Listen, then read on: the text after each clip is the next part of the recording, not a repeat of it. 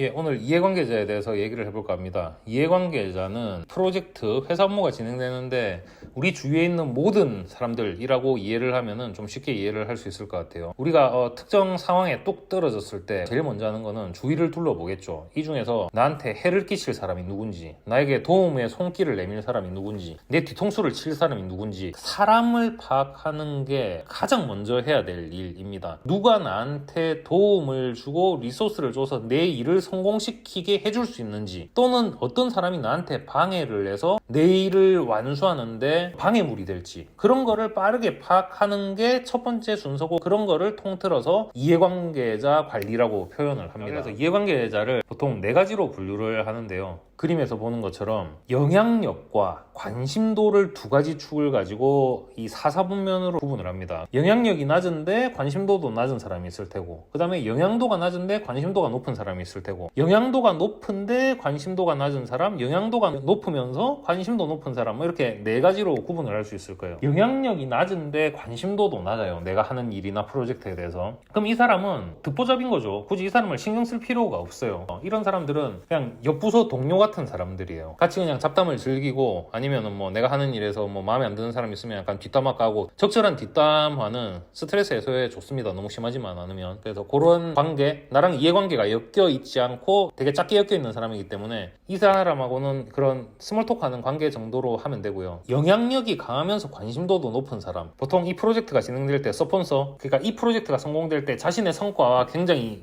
직결된 임원급이나 뭐 이런 사람들이 영향력이 강한데 관심도도 높은 사람이겠죠. 이런 사람들은 프로젝트 성공에 가장 결정적인 영향을 주기 때문에 이런 사람들하고는 관계를 잘 만들어 둬야 됩니다. 예, 제가 지금 영향력이 낮고 관심도도 낮고, 그 다음에 영향력이 높고 관심도도 높고, 이거는 좀 빠르게 얘기를 끝냈어요. 되게 당연한 얘기거든요. 영향력이 낮은데 관심도도 낮으면은 그냥 신경 안 쓰면 끝이고, 영향도도 높은 사람이 관심도도 높으면 이 사람은 우리를 너무 잘 도와줄 사람이야, 긍정적인 사람이야 라고 얘기하면 끝인데, 이게 반대로 돌아가는 포인트가 되게 재밌는 포인트가 나옵니다. 영향력이 높은데 관심도가 낮아요. 회사에 재무부서에 CFO가 있어. CFO가. 근데 CFO는 회사 전체 재무를 관리하니까 이 사람이 금전적인 이런 거에서 파워가 셀 거잖아요. 근데 회사 내 프로젝트가 뭐 한 100개가 있을 수 있잖아요. 그러면은 우리가 지금 진행하는 프로젝트는 우리 입장에서는 굉장히 중요한데, 이 CFO 입장에서는 그냥 관심도가 좀 떨어지는 프로젝트였던 거야. 근데 우리 쪽 임원이 봤을 때는 프로젝트가 굉장히 관심이 큰 걸 수 있겠죠. 뭐 이런 상황이 있을 수 있고, 제가 이제 경험한 프로젝트 중에 비즈니스 쪽에 추석 전에 뭔가 기프트 카드를 출시를 해야 돼서 빠르게 출시를 해야 되는 상황이야. 근데 우리가 지금 기술적으로 준비가 안 된 거야. 뭔가 하드 코딩하고 막 구조적으로 덕지덕지 붙이고 하니까 기술 부채가 생기는 상황이었어요. 관심도는 비즈니스 쪽 임원이 이거 빨리 출시해야 되니까 관심도가 높았을 텐데, 기술 쪽의 CTO는 이거에 대해서 별 관심이 없는 상태였다는 거죠. 그럼 이 사람은, CTO는 기술에 대해서 영향력은 큰데 관심은 별로 그 프로젝트에 대해서 안 갖고 있었던 거예요. 근데 이게 이제 왜 위험하냐면, 관심이 없던 사람이 특정 시점에 그거에 관심을 보이는 시점이 생깁니다. 관심도가 낮다가. 그럼 어떤 일이 생기냐, 우리가 아까 기프트 카드를 만드는데 우리 한 달 안에 어떻게든 만들어야 돼. 그래서 기술 구조 뭐 이런 거 지금 신경 쓸 거 없고, 기술 부채가 생기더라도 빠르게 비즈니스 목표를 달성해야 돼 라고 하고 있는데, 갑자기 이제 종료 한 2주 전쯤에 CTO가 나타나가지고, 야, 우리 기술 부채 이런 거 엉망진창인 구조로 이렇게 만들면 안 돼, 절대 이런 식으로 만들지 마 라고 할 수 있다는 거죠. 그러면 이제 이게 비즈니스 목표가 제일 중요했는데 평소엔 관심 없던 이 CTO가 나타나서 그런 얘기를 해버리면 프로젝트가 엎어질 판이잖아요. 그러다 보니까 이게 이제 그 영향력은 큰데 관심도가 낮은 사람이 잠재적 위험 요소로서 굉장히 이제 무서운 사람들입니다. 오히려 아까 이제 정방향으로 강한 사람들, 약한 사람들보다 이 애매한 영향도가 큰데 관심도가 낮은 사람들에 대해서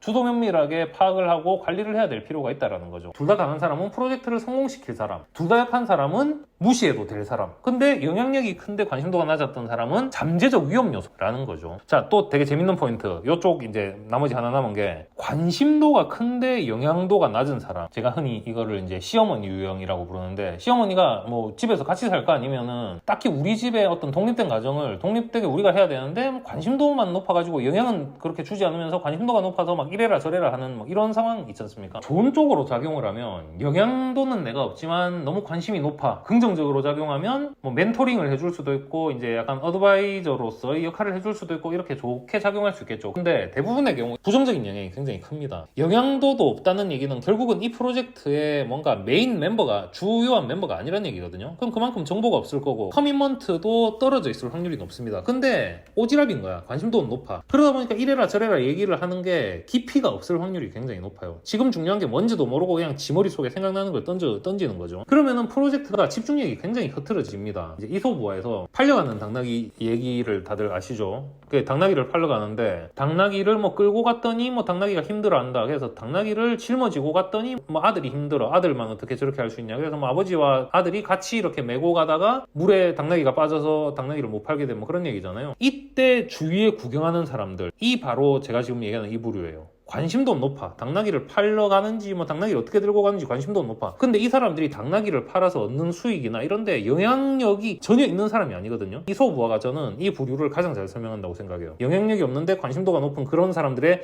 오지랖을 들으면 프로젝트가 어떻게 되는지를 보여주는 게 이 팔려가는 당나귀 우화가 가장 잘 보여준다라고 생각을 합니다. 이쪽 사람들은 성가신 부류예요. 그래서 다시 정리해보면 중요한 부류, 잠재적 위험 요소, 무시해도 될 부류, 성가신 부류, 이 4사분면을 이렇게 조금 정리를 해볼 수 있을 것 같고, 이런 프레임으로 주위의 어떤 프로젝트나 업무 관계자들이 나에게 어떤 사람들인지를 좀 분배를 하고 분류에 맞는 전략을 세우고 대한다면 업무나 프로젝트의 성공률이 조금 더 올라가지 않을까라고 생각을 합니다. 영상이 마음에 드셨다면 좋아요, 알림 설정, 구독 부탁드립니다.